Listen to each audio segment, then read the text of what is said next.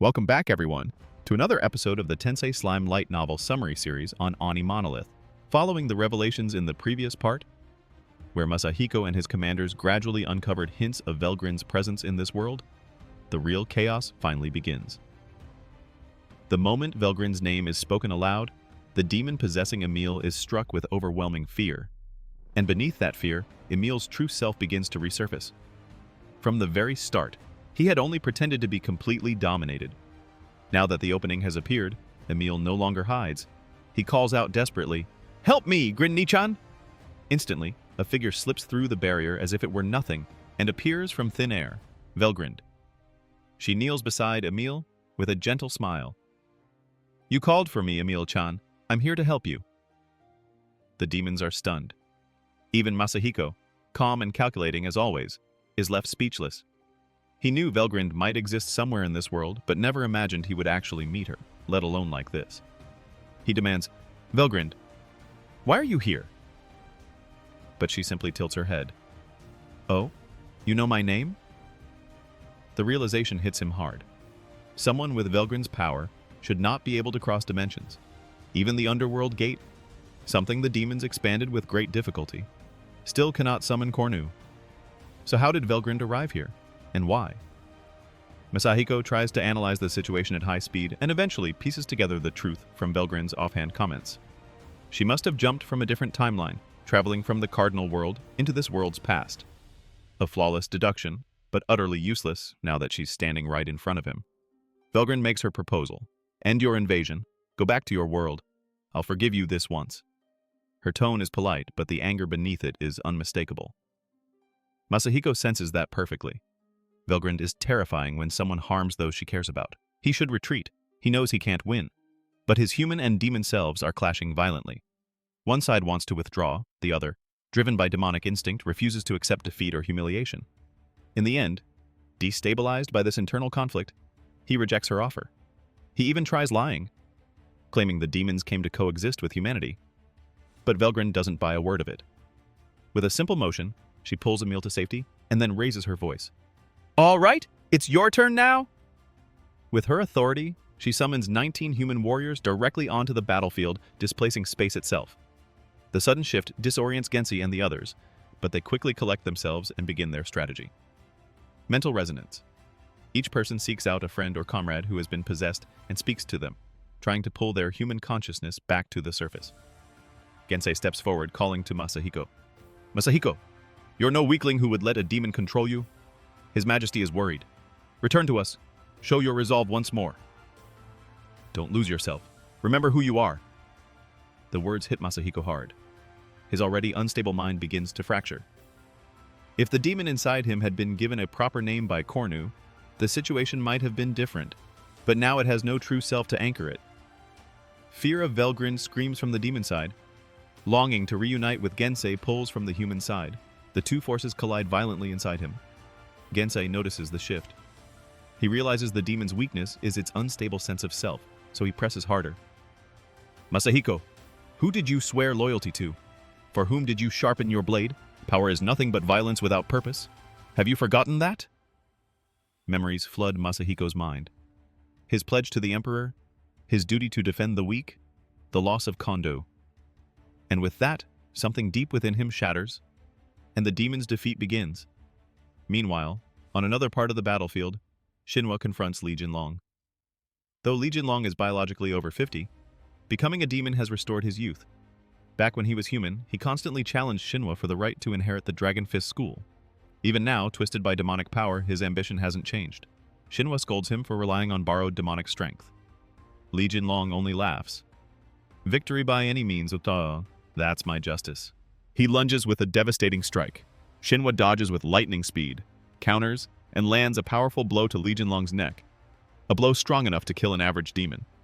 But Li Jinlong rises again, grinning wildly. "That would have killed my subordinates. You still hit hard, Shinwa." And so the two clash again, relentless, fierce, and evenly matched. The battle on this side was not as chaotic as the clash between Li and Shinwa. Here, David Reagan was fighting Billy. Both of them agents of the United States of Azalea, each with an EP of around 600,000. If it came down to raw physical power, David could crush Billy with ease. but Billy's mythical-grade firearm put them on more even footing. My Lord David, you have been charged with treason. Anything you say will be used as evidence in court. Save it. I'm no longer bound by human laws. David laughed confidently, convinced that nothing in this world could harm the immortal body of a demon. Because of his arrogance, he did not even attempt to dodge when Billy pulled the trigger. The bullet shot straight through his heart, shocking him. It was Billy's strongest bullet, a shot fueled by everything he had, something he could only fire once per day. His gun held 7 rounds, each one with a unique, lethal property. After being transformed by Velgrynd into a mythical-grade weapon, their power had increased dramatically. If David took all of them head-on, he would be destroyed. The moment the bullet hit him, David's mind began to waver. Even as a demon, the human fear of death resurfaced. He had believed that becoming a demon would free him from pain and fear, but Billy's gun had proven otherwise.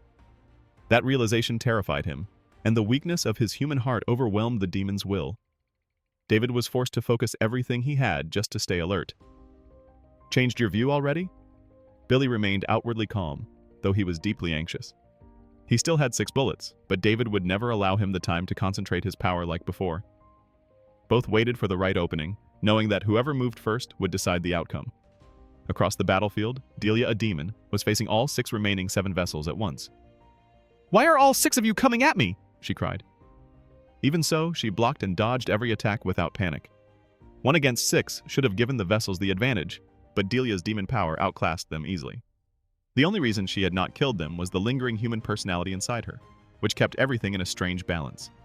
Amid the chaos, someone else quietly observed the battlefield. Pulcinella, the supreme commander of the Cornu Legion. This was his human version, because the demon's ego had long been eaten. Pulcinella pretended to be possessed so he could infiltrate the demon side, aiming to seize power and knowledge for himself. Outwardly, he was respected as a saint, but inside he was twisted and cunning. Although he had absorbed the demon's power, he had not fully absorbed the heart that contained its knowledge. Because of this, he failed to recognize Velgrynd and misjudged the situation. Instead of addressing the greatest threat, Pulcinella searched the battlefield for a suitable target. With the extra skill Life Drain, he could absorb up to 10% of a dead enemy's magicules. But his endless hunger for power had transformed this ability into the unique skill Metasumono, allowing him to take the full power of any opponent weakened enough. It was a perfect ability for a chaotic melee.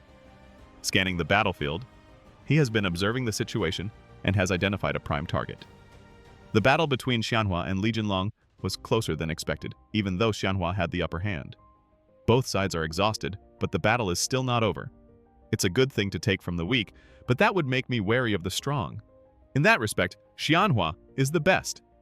Originally, Xianhua thought that Pulcinella was his prey. This situation had come about before he went to China, but in the end, he gloated that it was all planned. Then, he took aim at the moment Xianhua and Li Jinlong collided and bared his fangs. Xianhua and Li Jinlong were trading blow after blow, both exhausted yet smiling. "I'm happy, Xianhua. For so long I was never a match for you, but now I can finally fight you properly," Li Jinlong thought. His feelings were complicated. He admired her talent and wanted to see how far she could go, but as the one who should have been heir apparent, he also resented her, envied her, and desperately wanted to surpass her. Xianhua told him that borrowing power from outside was nothing to be ashamed of, because she herself was doing the same. Dragon Fist was created to fulfill the founder's dream of becoming the strongest in the world. The technique stored the strength, knowledge, and experience of all previous successors in one spirit and passed it down. That was why every generation surpassed the one before it. When Xianhua fought, it was as if countless masters were fighting alongside her. Hearing this, Li Jinlong was shaken. The demon ego inside him screamed warnings, urging him to be cautious. But Jinlong ignored it. He poured out everything he had to defeat Xianhua, even at the cost of his life. That determination synced with the demon within him. Their wills blended, granting him a surge of power. At this rate, Li Jinlong might actually win. And the video ends here. Let's follow the rest of the story in the next video. Thank you for listening. Goodbye, and see you in the next video.